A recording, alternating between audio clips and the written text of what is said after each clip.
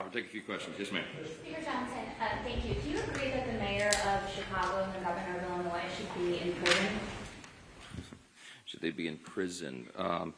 Should the mayor of Chicago and the governor of Illinois be in prison?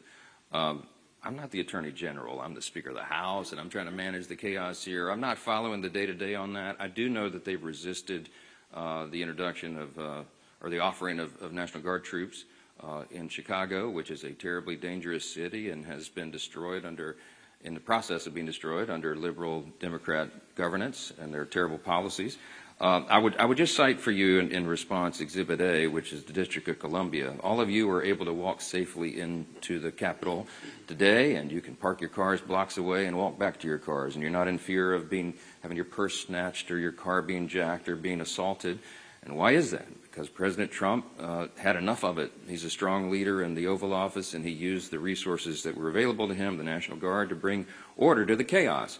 The Democrat mayor of the District of Columbia ultimately said, thank you so much for the reinforcements, and you're all enjoying the spoils of good policy and a return to the rule of law. If we could do that in the other major cities in the country where they're having terrible crime crises, that should be seen as a positive, and I think most Americans see it that way. If you're a resident of Chicago or New Orleans or one of these other Democrat-run cities, you've had enough. You're tired of your family walking in fear and not being able to enjoy their lives, and if President Trump can use the resources and do it in a lawful manner to allow National Guard troops to help bring order and restore the rule of law, that is something that is wildly popular with the American people. Now, if you have elected officials in some of these states who are committed to their radical, soft-on-crime ideology and defunding the police and all the things the Democrat Party championed for the last several years, and they want to stand by that, we encourage them to do so. We'll see what the people think about it. Yes, sir. Back row. Speaker Johnson, a lot of the free health care for illegal aliens that you've been talking about is care provided in emergency rooms, which are required by federal law to care for anybody, even if they can't pay, even if they're not a citizen. Do you think that law should be changed? No. You're talking about EMTALA, which has been part of the law for most of my life. Emergency care is provided without question to anyone who comes in. If you're hemorrhaging and you show up in an emergency room, you get treated. That's something we all support. That's a very good law. We're in favor of it. You're cherry-picking a tiny subset of the issues. We put, and go to it's still on the website, speaker.gov, look at page 57, section 2141 of Chuck Schumer's counter-proposal CR that he filed. There's 6 categories of things that they would like to restore funding to, and it adds up to $192.8 billion, almost $200 billion of hardworking taxpayer funds that would go to support illegal aliens and other non-citizens. Now, with regard to EMTALA, are we saying change the law? No. But one of the things they're doing, and one of the things that Chuck Schumer is advocating for and has filed in the law and is using as a leverage point to keep the government shut down, is he literally wants to reimburse hospitals more money for treating illegal aliens than American citizens. Fact. Go look it up. Go look on the website. Don't take my word for it.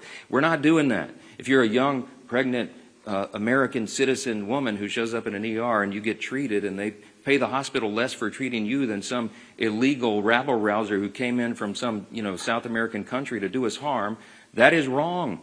The Republican Party stands for common sense. In the big, beautiful bill, we fix that. And Chuck Schumer wants to unwind it. And it is unconscionable to me that he's inflicting all this pain on American citizens so they can play games and try to appease the radical left base. That's what this is. Back, yes. Thank you, Mr. Speaker. 2 questions about federal worker pay.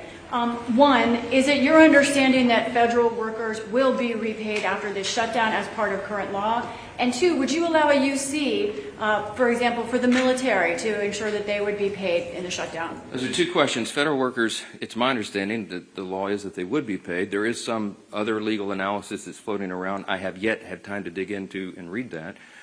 But it has always been the case, that is tradition, and I think it is statutory law that federal employees be paid, and that's my position. I think they should be. They should not be subjected to harm and financial dire straits because Chuck Schumer wants to play political games. With regard to paying the troops, I want everybody to listen to me very carefully. Hakeem Jeffries and the House Democrats, as Leader Scalise said so well, are clamoring to get back here and have another vote because some of them want to get on record and say they're for paying the troops. We already had that vote. It's called the CR. Every Republican and at least one Democrat had the common sense to say, of course we want the government to stay in operation. Of course we want to pay our troops and our air traffic controllers and our Border Patrol agents, TSA, and everybody else. We did have that vote. The House, I keep saying the House did its job. We did that almost 3 weeks ago. And every Democrat in the House except one voted against it. They voted that they did not want the troops to be paid. They did not want TSA agents to be paid. They did not want air traffic controllers, Border Patrol agents, and all the rest.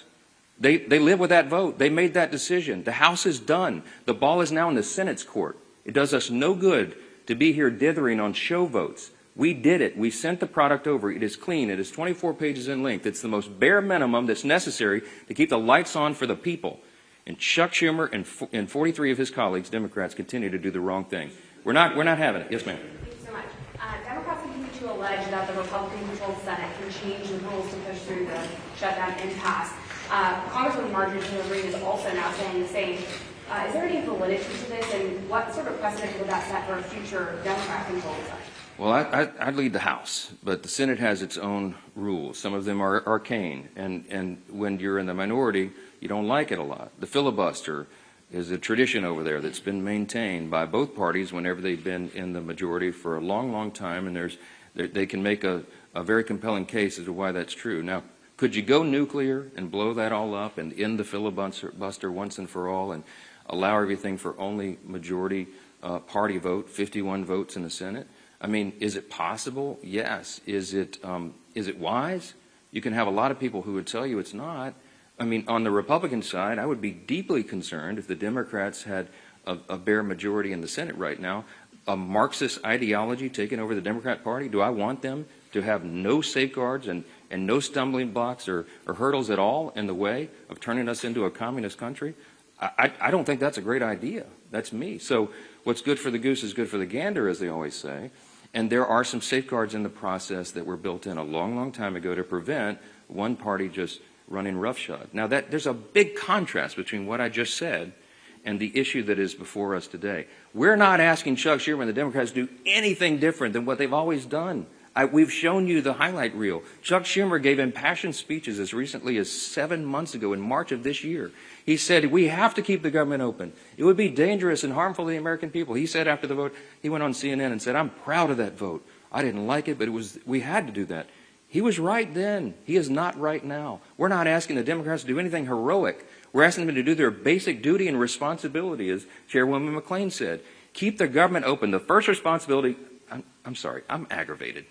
The first responsibility of the government is to protect the people. And the people who are supposed to be protected are being completely cheated by Democrats in the Senate because they want to play politics. They hate Donald Trump. I mean, they have Trump derangement syndrome. It's very real. Listen to their own comments. And they have to show a fight at any cost. When does that cost become too high? In our view, it already has.